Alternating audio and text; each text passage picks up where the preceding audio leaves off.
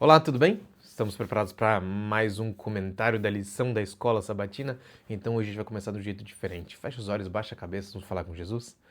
Paizinho querido, muito obrigado porque a gente pode aqui começar esse estudo, esse comentário especial da lição da escola sabatina. Por favor, nos ajuda aqui a aprender mais sobre o Senhor, a crescermos no conhecimento, mas também crescermos na graça daquele Deus todo-poderoso que continua cuidando da gente e está sempre ao nosso lado. Te pedimos isso em nome de Jesus. Amém.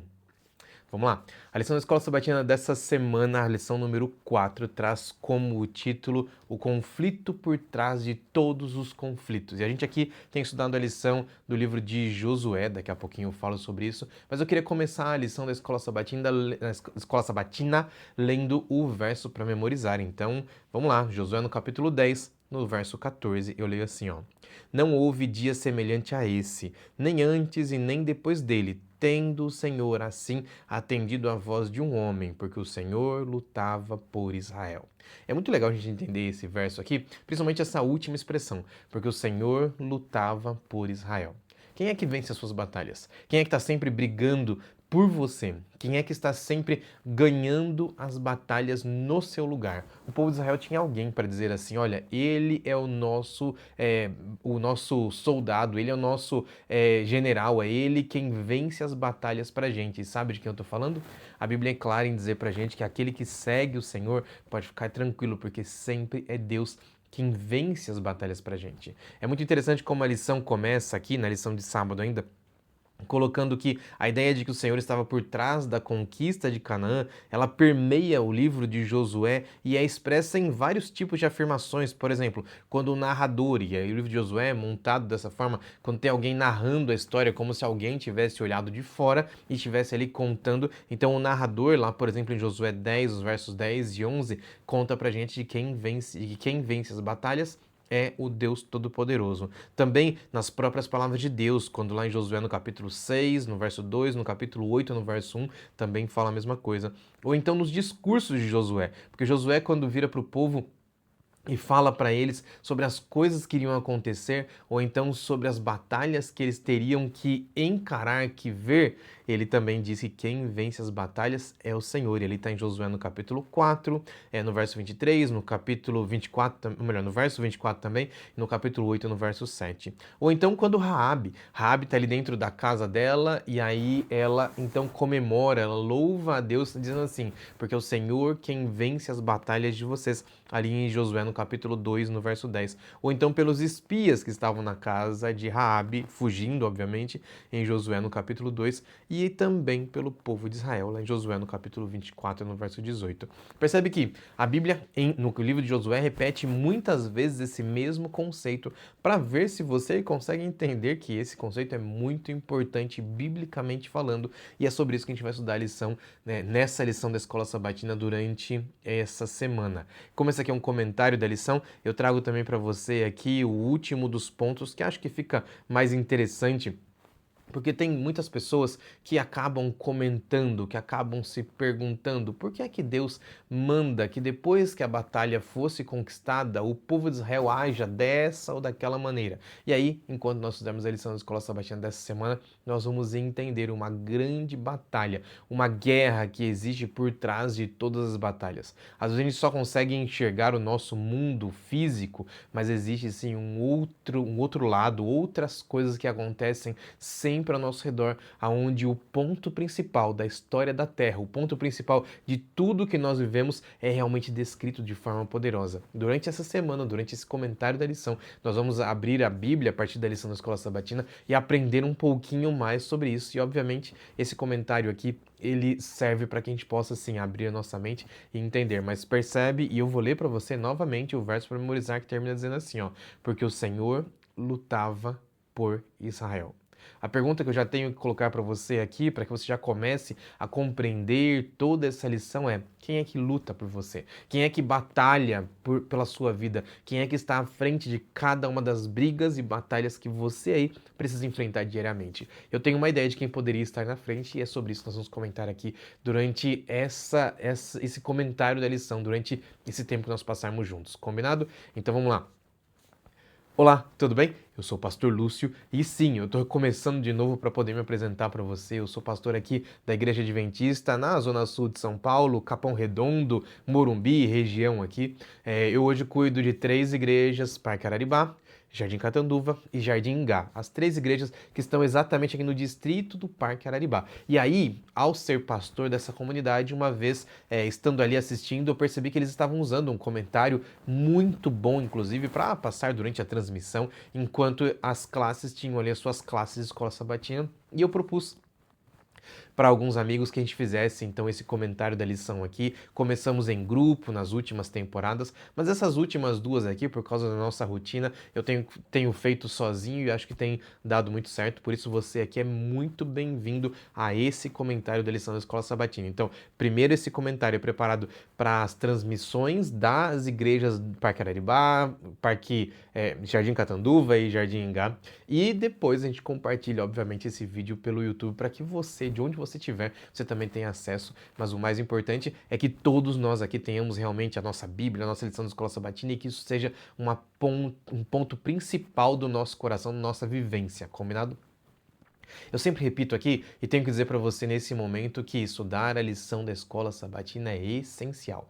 Por falar nisso, no Parque Arariba, na semana passada no Jardim Catanduva e nessa semana no Parque Arariba, nós estamos comemorando o aniversário da Escola Sabatina. E ali, obviamente, além de pregar sobre isso, sobre a importância de aprendermos sobre a Escola Sabatina, eu quero te convidar para que você tenha a sua lição da Escola Sabatina. Só na minha mão aqui eu tenho 2 formatos de como você pode estudar a sua lição da Escola Sabatina.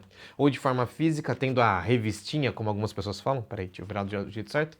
Ou de forma física, tendo a revistinha, a lição da Escola Sabatina, que tem aqui todo o conteúdo que nós precisamos estudar diariamente. Presta atenção, lição da Escola Sabatina é diária. Você e eu precisamos estudar diariamente a nossa lição da Escola Sabatina.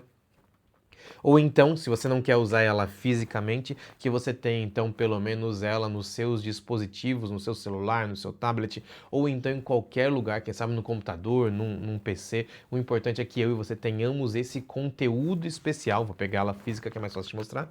Esse conteúdo especial, porque aqui a gente aprende sobre a Bíblia.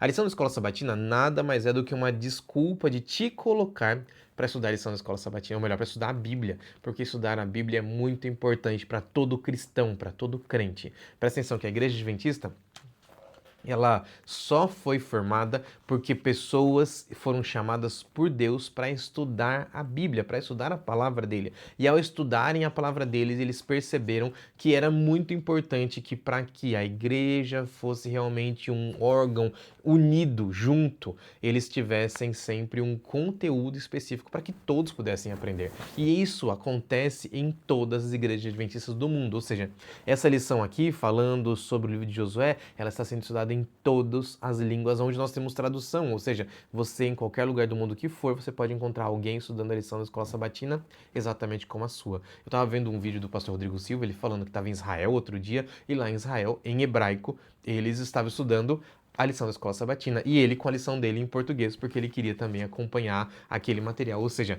você e eu precisamos desse material e ele é muito importante. Você pode conseguir ele de algumas formas. Uma delas, a mais fácil, dentro dos comentários desse vídeo, ou melhor, na descrição desse vídeo, tem ali 2 links, um para iOS e outro para Android, para que você possa baixar a sua lição da Escola Sabatina. Aqui, ó, é um aplicativo oficial que tem ali toda a lição da Escola Sabatina. Se você não quer fazer assim, você pode, obviamente, ir em alguma loja ou então pela internet comprar a lição da Escola Sabatina de forma física. O importante é que você tenha a lição da Escola Sabatina. A gente sempre diz que a Escola Sabatina é o coração da igreja, porque é esse coração que nos mantém vivos, é esse coração que nos mantém unidos, é esse coração que nos mantém nutridos. Porque quando a gente, sim, absorve o conteúdo sagrado da Bíblia Sagrada, a gente tira dúvidas, a gente resolve os nossos problemas, a gente, sim, se transforma como uma grande família que compreende, que estuda a palavra de Deus e entende sobre a teologia sagrada. Afinal de contas, quando Deus veio, ele mostrou coisas muito importantes pra gente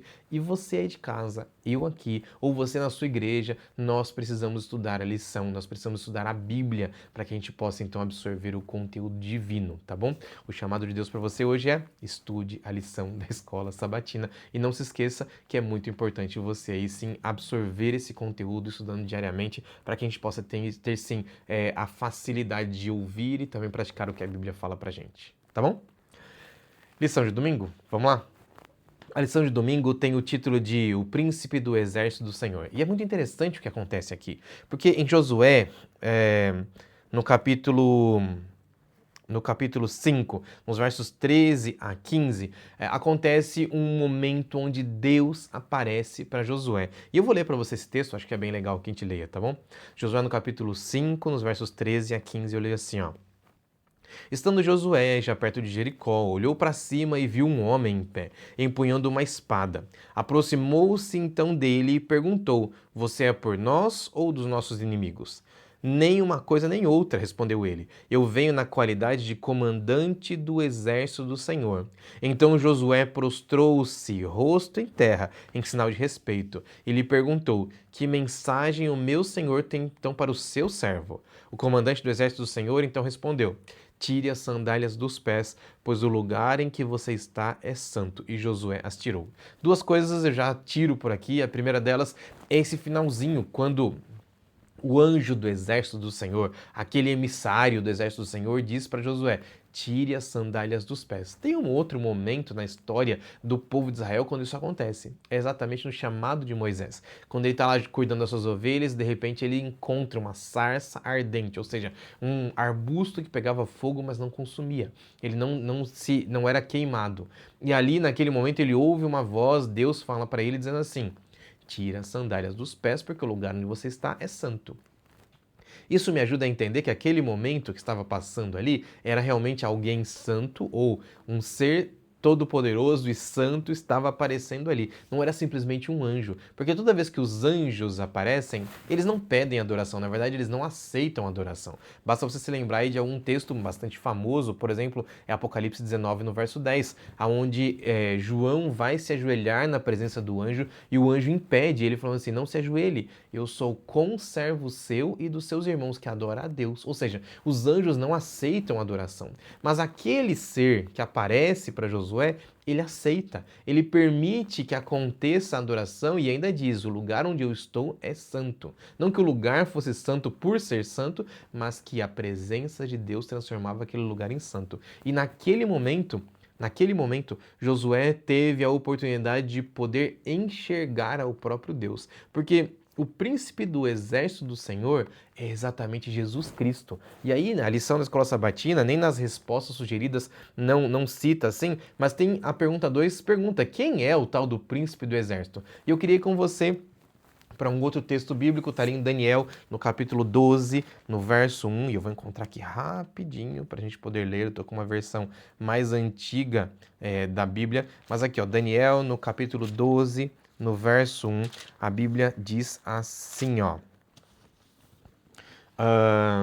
nesse tempo se levantará Miguel, o grande príncipe, que vem para salvar os filhos do seu povo.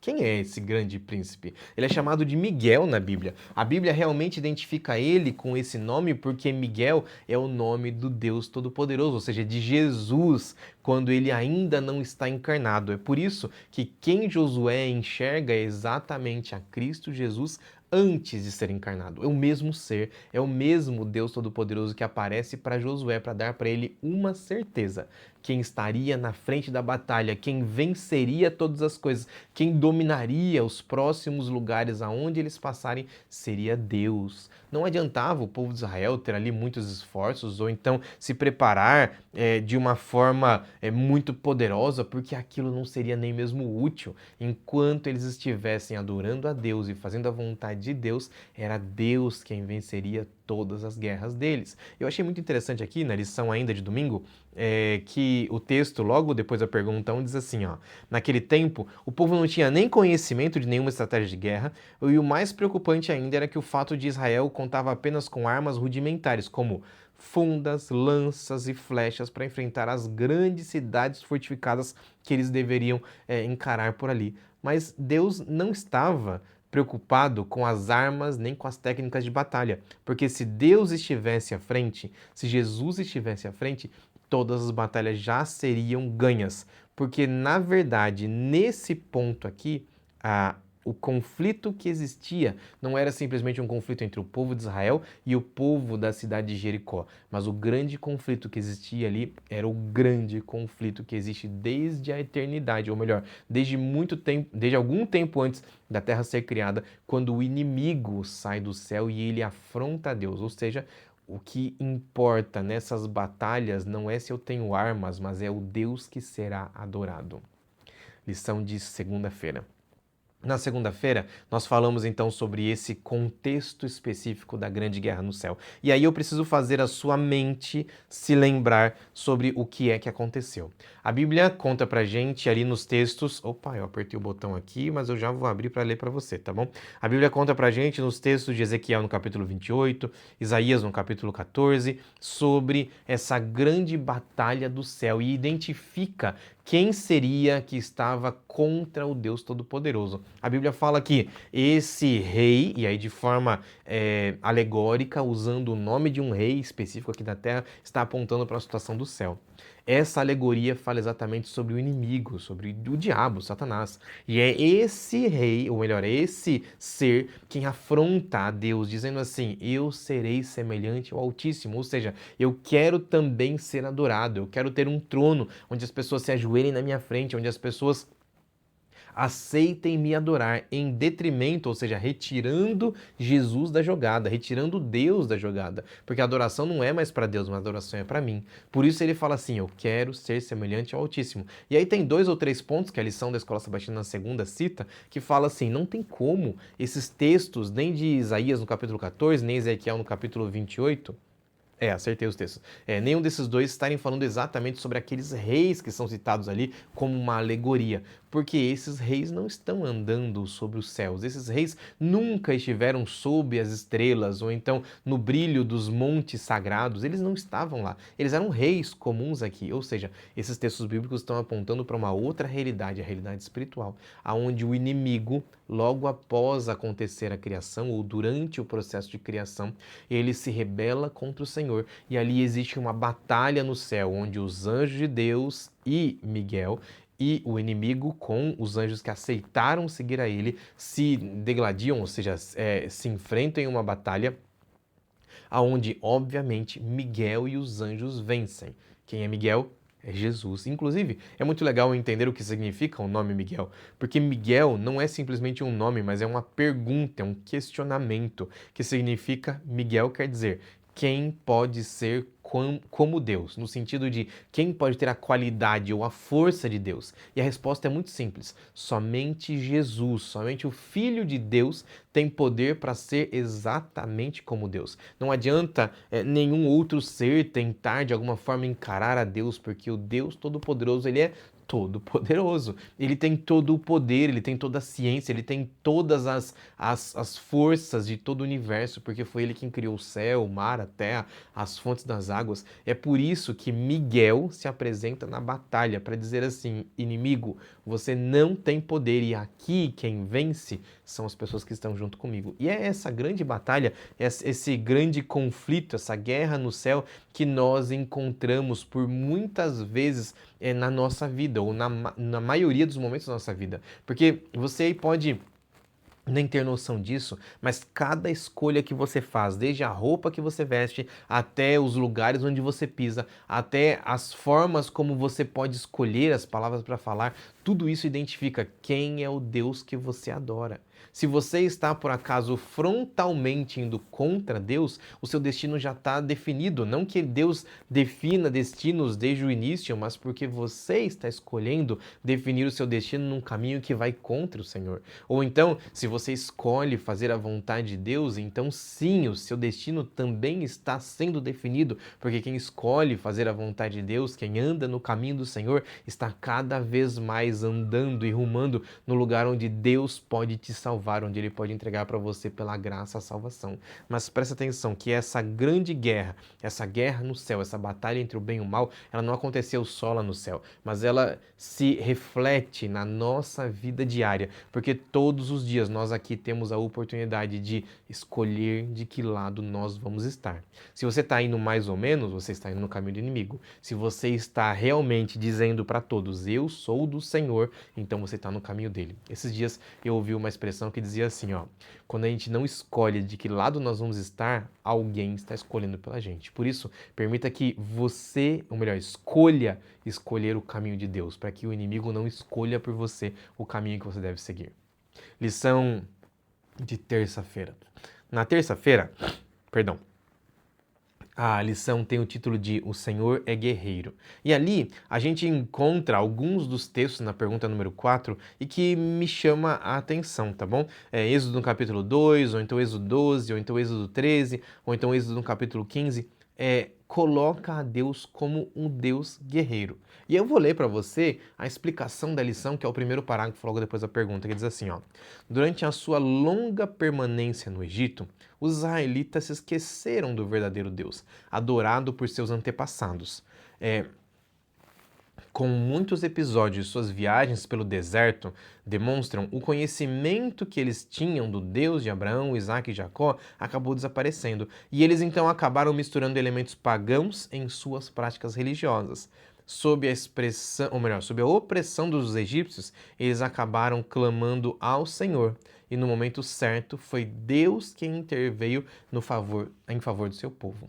A pergunta é: quando Deus começa a chamar o povo dele a partir de Moisés para sair do Egito, quem é que faz o primeiro movimento? Era o povo que estava clamando, que estava pedindo, que estava se entregando a Deus? Ou é Deus quem movimenta Moisés para que ele vá buscar o povo?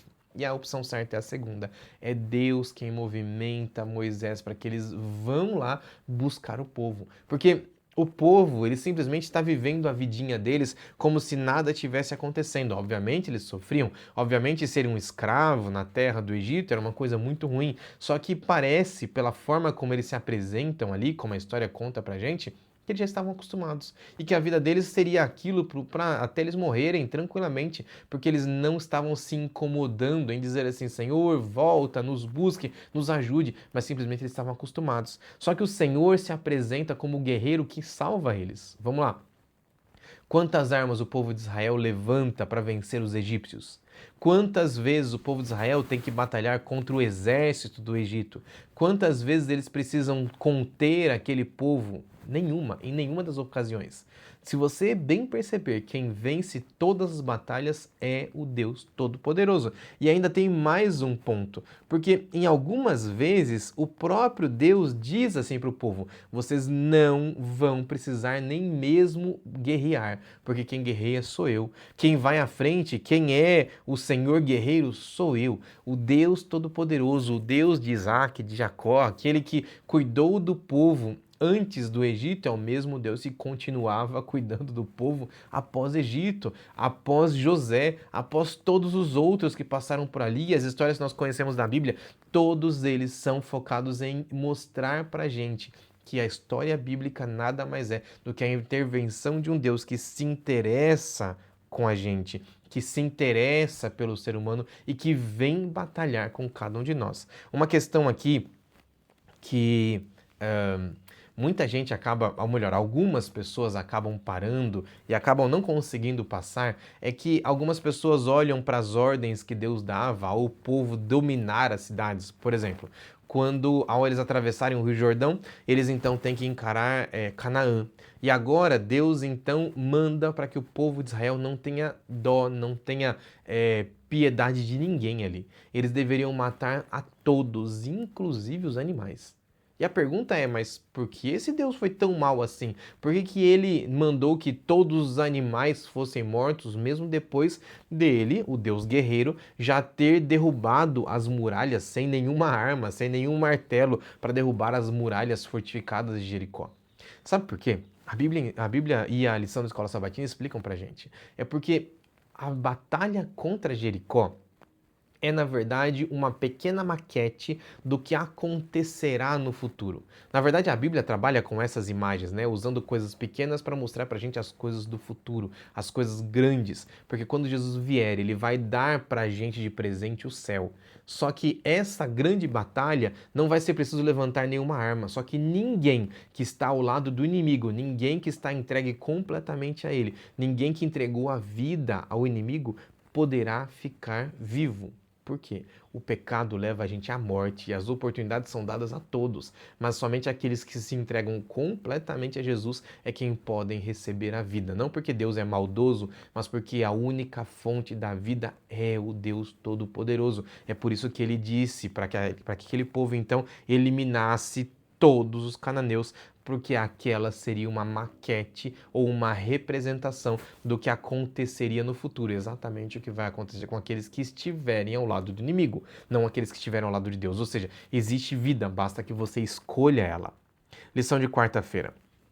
Aqui me chama mais atenção ainda porque Deus, por muitas vezes, é apresentado como esse Deus guerreiro, esse Deus que cuida e se interessa em vencer as nossas batalhas. Agora, esse Deus guerreiro, ele convida o povo, por exemplo, em Êxodo, no capítulo 14, nos versos 13 e 14, quando Moisés diz ao povo, ele fala assim, ó: não tenham medo, fiquem firmes, mas vejam o livramento que o Senhor lhes trará hoje, porque vocês nunca mais verão os egípcios que hoje vêm. E aí no verso 14 ele explica: o Senhor lutará por vocês, tão somente basta se acalmar.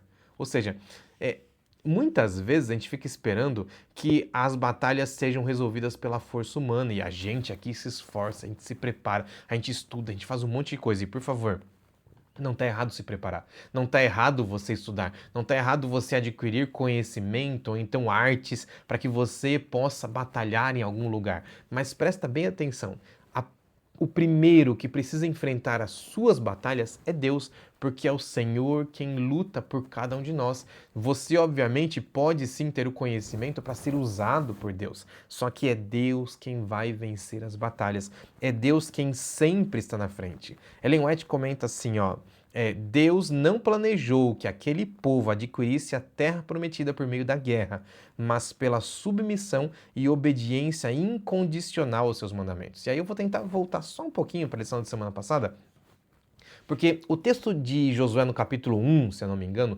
identifica qual era o tamanho do território que o povo de Israel deveria dominar. E o território que eles deveriam dominar era muito mais, ou pelo menos 3 vezes o tamanho que eles dominaram até onde eles foram. E por que é que eles não conseguiram seguir dominando os outros territórios? Foi porque eles escolheram batalhar com as suas próprias forças. Então eles foram somente onde as forças deles iam. Porque Deus tinha prometido para eles e tinha dito para eles assim: olha, vocês não precisam lutar por si mesmos, porque quem vence as batalhas é Deus. Eu vou ler para você o último parágrafo da lição da Escola Sabatina, aqui ó, da lição de quarta-feira. E eu leio aqui, ó: no plano ideal de Deus, Israel nunca precisaria lutar por si mesmo. Foi somente como consequência de sua incredulidade expressa após o exílio que Deus então permitiu que eles participassem ativamente na guerra contra os cananeus. Eles não precisavam levantar uma única espada contra os egípcios durante o êxodo. Da mesma forma, nunca teria sido necessário que lutassem para conquistar Canaã. Só que o que é que acontece aqui? O povo acaba indo longe de Deus. E aí a Bíblia conta pra gente que o povo de Israel só começa a lutar com suas próprias forças, principalmente enquanto eles atravessam o deserto e agora, depois das primeiras batalhas ali já na terra de Canaã, quando eles começam a murmurar contra o Senhor. Então, vou ler para você um outro texto que está aqui, naquelas letrinhas miúdas, o texto bem pequenininho lá embaixo na lição da Escola Sabatina, que fala assim, ó: se os filhos de Israel não tivessem murmurado contra o Senhor, ele não teria sequer permitido que os seus inimigos fizessem guerra contra o povo. Esse aqui é o livro História da Redenção, na página 95. Ou seja, Ellen White, usada por Deus, a profetisa do Senhor, traz para a gente a informação que o plano inicial de Deus não era nem permitir que eles começassem a batalhar, porque os outros povos não viriam para guerrear contra eles. Você se lembra da história de Balaão, por exemplo? Quando o povo de Israel vai, isso está no livro de Êxodo, lógico, o povo de Israel vai até um lugar onde eles se assentam ali, e enquanto eles estão acampados, os povos ao redor se interessam pelo que acontecia ali, porque as histórias do Deus Todo-Poderoso que já tinha vencido outras batalhas precede eles. E ali, quando eles acampam, o povo vai atrás, os povos ao redor vão atrás de Balaão para amaldiçoar aquele Deus, o Deus Todo-Poderoso. Balaão não consegue amaldiçoar. E por que eles estavam com medo desse povo que só tinha paus, pedras, funda ou talvez flechas para brigar? É porque aquela história, a história do povo de Israel, era de um Deus que ia na frente e vencia todas as batalhas. Quando o povo chegava para resolver a questão, ou seja, quando eles chegavam como exército, as coisas já estavam resolvidas, porque Deus já tinha ido à frente. Agora a lição de quinta-feira conta pra gente qual é a segunda melhor opção. E aí me chamou a atenção esse título, não sei se você já parou para pensar, mas a segunda melhor opção não é a melhor opção. É sempre a pior, ou seja, é sempre a ruim, porque a melhor opção já aconteceu e agora você está na segunda, ou então não aconteceu e agora você está na segunda. E agora sim acontece a descrição do que eu estava contando para você. Porque o povo de Israel deveria simplesmente permitir que o Deus Todo-Poderoso vencesse as guerras por eles. Mas sabe o que é que eles fazem? Eles começam a murmurar. Eles começam a falar que o Deus Todo-Poderoso tinha abandonado eles, e que eles estavam ali caminhando, e que aquilo era muito ruim, e que a travessia que tinha como destino a terra de Canaã era muito difícil, era muito ruim. Então Deus, porque ele ouve as murmurações do povo, ou seja, ele entende que o povo não gostaria mais de ser guiado por ele, começa a permitir que algumas guerras aconteçam. E cada uma das guerras que acontecem ali, em que o povo tem que ir à batalha, se você bem perceber, toda vez que o povo tem que ir à batalha, eles começam perdendo.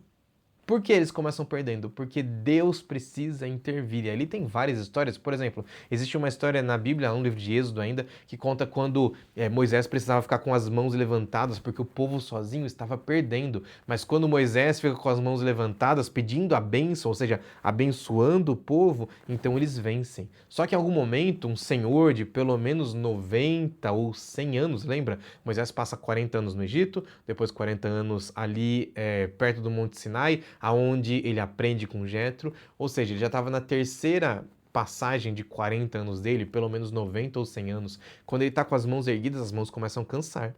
E agora ele começa a abaixar as mãos para descansar, e aí o povo começa a perder. Então, dois ajudantes, Arão e Josué, começam agora a segurar os braços dele em cima, para que então ele tivesse o símbolo de que Deus estava ajudando esse povo. Percebe que eles só vencem as batalhas quando Deus está com eles. Da mesma forma com a gente. A gente fica aqui tentando buscar a segunda melhor opção, mas a segunda melhor opção nunca é a melhor opção.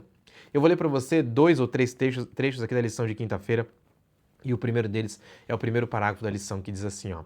A primeira vez que Israel precisou lutar após a saída do Egito está registrada em Êxodo no capítulo 17, aonde eles, na batalha de Refidim, precisam encarar exatamente, só um segundo, onde eles precisam encarar um outro povo. Eles haviam testemunhado o poder de Deus atingindo os egípcios e conduzindo eles à liberdade. Nós vimos então que o plano inicial de Deus para Israel não incluía de forma nenhuma lutar contra outras pessoas. Mas logo após a libertação do Egito, os israelitas começam a murmurar no caminho, chegando a questionar a presença de Deus em seu meio. E foi naquele momento que os amalequitas aparecem para lutar contra Israel. Eu estou tentando puxar aqui uma ilustração na minha cabeça e eu fico pensando quantas vezes a gente não reconhece as maravilhas ou os privilégios que Deus permitiu que nós tivéssemos. Por exemplo, você ter acesso a um conteúdo de um material tão lindo como esse, como é a lição da Escola Sabatina, é um real privilégio. Você ter a Bíblia Sagrada e ter a liberdade de abrir ela e estudar ela é um real privilégio. Mas nós muitas vezes somos como o povo de Israel, que nós só murmuramos ao Senhor. A gente não conhece a Bíblia, a gente não conhece sobre a palavra, a gente não conhece sobre as palavras de Deus, a gente não sabe o conteúdo bíblico, a gente não estuda a lição da escola sabatina e continua só reclamando sobre as coisas que a gente acha que Deus talvez devesse fazer para nos ajudar. Por isso é tão importante o nosso contato com Deus. Por isso é tão importante que a gente conheça, que a gente viva ao lado dele. Porque quando nós enxergarmos, aqui está a solução, tá? Quando nós enxergarmos o poder do Deus Todo-Poderoso, nós com certeza vamos reconhecer e agradecer a esse Deus por todas as coisas que ele tem feito pela gente. Só que o texto da lição continua e explica mais um ponto aqui. Porque sim, é verdade. Lá em Deuteronômio, no capítulo 20, a Bíblia conta pra gente sobre a descrição da lei da guerra. E aí, você falou pra mim, né, pastor? Você pode me perguntar. Você falou pra mim que Deus nunca chamou o povo pra vencer, né, ou pra batalhar em nenhuma guerra. E, na verdade, quem venceria era Deus. Então, a pergunta é: por que é então que Deus descreve a lei da guerra, colocando ali condições do que podia e o que não podia fazer, ou era assim, ou era assado? Então, Deus coloca sim condições para que a guerra tivesse algumas regras. Nenhuma guerra fica sem regras. Ela deveria ter regras, na verdade, para que não vire um genocídio, para que não vire alguma outra coisa que não seja as leis, ou melhor, a forma correta, entre aspas, de guerrear, tá bom? Não que exista uma forma correta, mas existia ali uma lei. Mas para que servia essa lei?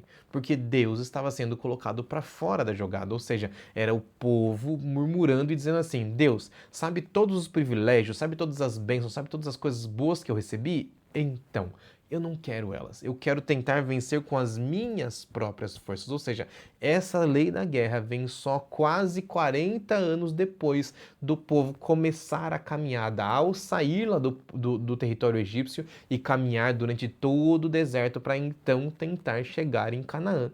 Lembrando que toda a caminhada do povo de Israel entre o Egito e a Canaã poderia ter demorado no máximo de 4 a 5 meses de caminhada. Uma caminhada longa, obviamente que sim, mas que ela poderia ter sido resolvida em 5 meses de caminhada e não em 40 anos, porque eles murmuram, porque eles apresentam para o Senhor: eu não quero estar com o Senhor.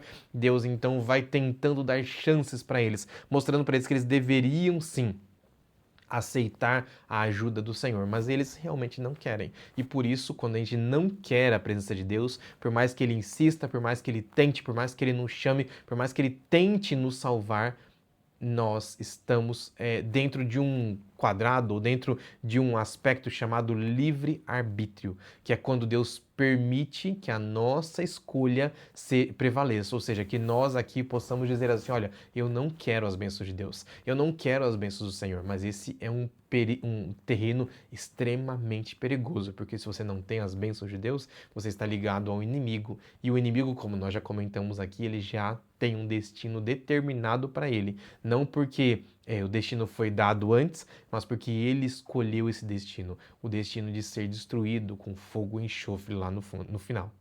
Agora, vamos voltar aqui, porque a lição está falando para gente.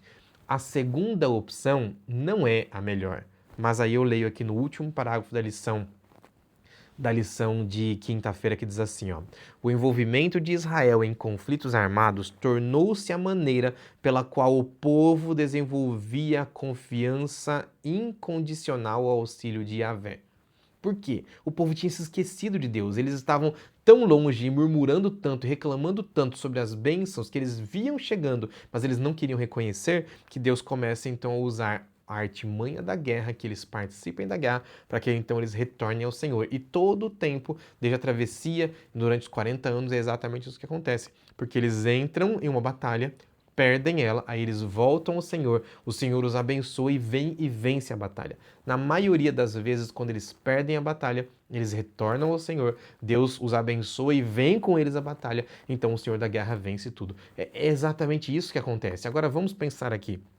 Senão seria muito mais fácil se eles ouvissem a influência de Deus ao mudar o coração deles e permitir que eles também fossem usados pelo Senhor, ou seja, aceitassem a ajuda de Deus para serem então vencedores daquela guerra espiritual que estava acontecendo. Afinal de contas, lembra de uma coisa: nós estamos em um grande conflito. As batalhas, as guerras que nós aqui travamos não são batalhas físicas, mas são em sua completa totalidade guerras espirituais, é o Senhor batalhando contra o inimigo, e nós aqui precisamos estar no lado certo. E eu leio o último trecho da lição da Escola Sabatina que fala assim, ó: a única maneira de influenciar o resultado de um conflito militar era por meio da atitude de fé nas promessas de Deus. Você quer receber aí a vitória garantida? Tenha fé, confie no Senhor. E é por isso que eu leio na lição de sexta-feira o último trecho que está ali no livro Patriarcas e Profetas, na página 337, que diz assim, ó: Deus havia lhes dado o privilégio e o dever de entrar na terra de Canaã no tempo designado por ele. Porém, por causa da sua desobediência, essa permissão tinha sido negada. Não era seu propósito que adquirissem a terra pela guerra, mas pela obediência estrita às suas ordens. Como é que Deus quer te dar bênçãos? É porque você vai batalhar muito, vai correr muito, vai trabalhar demais? É assim que Ele quer dar as batalhas ou as vitórias ou as bênçãos para você? É claro que não.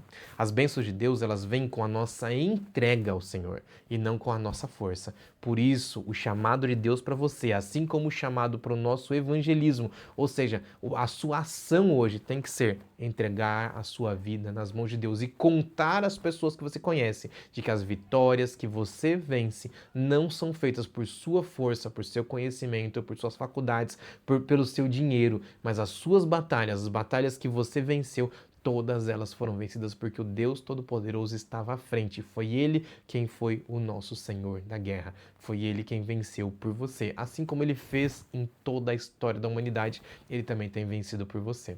Eu queria terminar essa lição da Escola Sabatina te chamando para você revisitar a sua vida espiritual e tentar entender um pouquinho como é que você tem ido às batalhas. Tem ido sozinho ou tem ido com Deus? Tem escolhido qual lado da história? Que Deus abençoe para que você aí esteja sempre fazendo o lado correto, ou seja, estando ao lado do Deus Todo-Poderoso, que é o grande vitorioso em todas as batalhas. Eu preciso terminar com uma oração, por isso, feche os olhos, baixa a cabeça, vamos falar com Jesus? Pai querido, Deus de amor, grande bondade, nós estamos aqui terminando esse comentário da lição, louvando ao Senhor, porque o Senhor é o Deus Todo-Poderoso que vence as guerras e que está sempre à nossa frente. Por favor, Deus, continue nos guiando e dando para a gente sabedoria e conhecimento, não de guerra, mas do Senhor, porque é o Senhor quem pode realmente nos livrar de todas as dificuldades. Fica ao nosso lado, cuida da gente, abençoa cada irmão e irmã que está do outro lado e ajuda para que eles sim possam ser abençoados. Te pedimos em nome de Jesus. Amém. Se você por acaso não deixou aqui ainda um comentário, um like ou então não compartilhou esse vídeo, essa é a hora. Deus abençoe você. Fica com ele. Tchau, tchau.